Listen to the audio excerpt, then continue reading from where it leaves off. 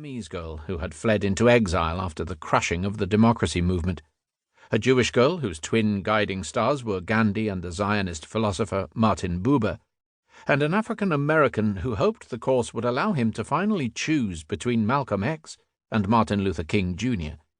There were also a Japanese boy and plenty of Caucasians. In the class and in the papers they wrote, the students took the arguments with Gandhi in all kinds of directions, some of them wholly unanticipated by the instructor. The course turned out to be the most enjoyable I have ever taught. This, I realized, was almost entirely due to my choice of subject. How many students in Berkeley would have enrolled for a course called Arguments with de Gaulle? And if an American historian came to the University of Delhi and proposed a course entitled Arguments with Roosevelt, would there have been any takers at all? Roosevelt, Churchill, de Gaulle, these are all great national leaders, whose appeal steadily diminishes the further one strays from their nation's boundaries.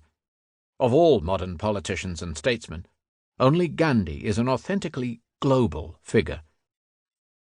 What accounts for Gandhi's unique status? He worked in 3 different countries and continents, Britain, South Africa, and India. Anti-colonial agitator, social reformer, religious thinker and prophet, he brought to the most violent of centuries a form of protest that was based on non-violence.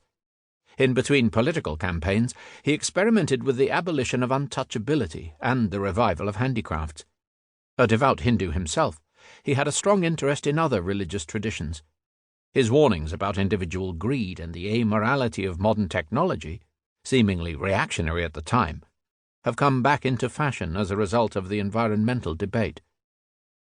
Educated in Victorian England, making his name in racialist South Africa, Gandhi's life and work are writ large against the history and geography of his time. The years of his most intense political activity witnessed the rise of Bolshevism, the rise and fall of fascism, the 2 world wars, and the growth of anti-colonial movements in Asia and Africa. While Gandhi was leading a mass movement based on non-violence in India, Mao Zedong was initiating a successful, violent revolution in China. To both scholar and layperson, Gandhi is made the more interesting by his apparent inconsistencies. Sometimes he behaved like an unworldly saint, at other times like a consummate politician. Asked by a British journalist what he thought of modern civilization, he answered, "I think it would be a good idea." Yet this foe of the West acknowledged 3 white men, Henry Salt, John Ruskin, and Leo Tolstoy, among his mentors. This rebel, who called the British Empire satanic, wept when London, a city he knew and loved, was bombed during the Second World War. And this celebrated practitioner of non-violence actually recruited Indians to serve in the First World War. Gandhi enjoyed a long life and is enjoying a vigorous afterlife. His message was communicated, or travestied, depending on one's point of view, in a film made by Richard Attenborough in 1982, a film that won 9 Oscars and was a box office hit. His example has inspired rebels and statesmen of the caliber of Martin Luther King, Nelson Mandela, the Dalai Lama, and Aung San Suu Kyi. The techniques of non-violence that he fashioned have endured.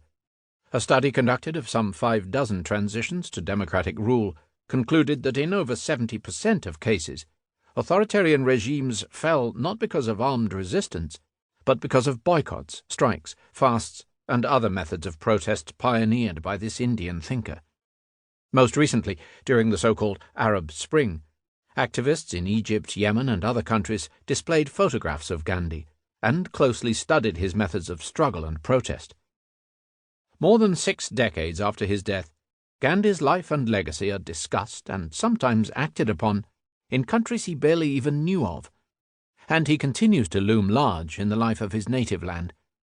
His ideas are praised as well as attacked, dismissed by some as dangerous or irrelevant, yet celebrated by others as the key to resolving the tension between Hindus and Muslims, low castes and high castes, humans and the natural environment. Testimony to Gandhi's global significance is provided by the books about him that roll off the world's presses. These have been enabled by the publication by the Indian government of the collected works of Mahatma Gandhi.